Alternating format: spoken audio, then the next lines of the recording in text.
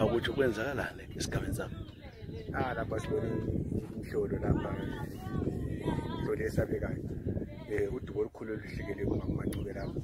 sifika lapha sifica imizi emithathu izinto ezintathu zonke sezichile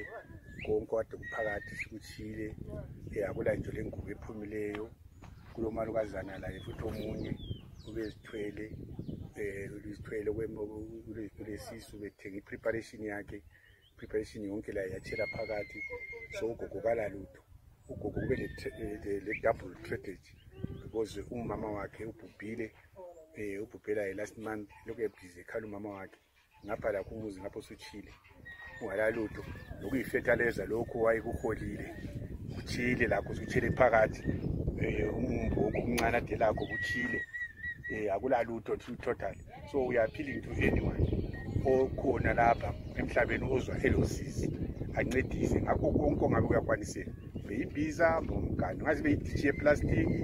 ngazi kube yini kumbe isigqoko esidala siyacela ukuthi bathi incedise kumbe lawe emakhaya laba bangalalutho olotshani ancedise olandi konke kumbe sivalo esidala isileziye singalalutho bancedise manje kathi sizuliyana kulapha ekhaya ngomphani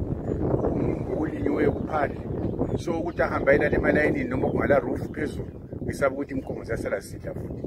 so siyacela bakithi siyacela abantu beZimbabwe siyacela ukuthi khona na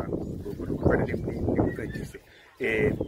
phone number esinganceda ngayo eyami mina councillor ngu0772 888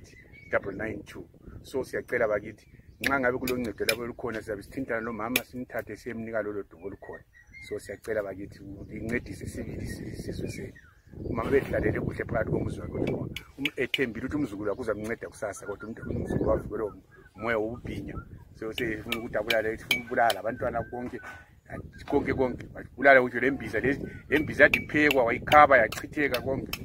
so vele akwazi umoya balonke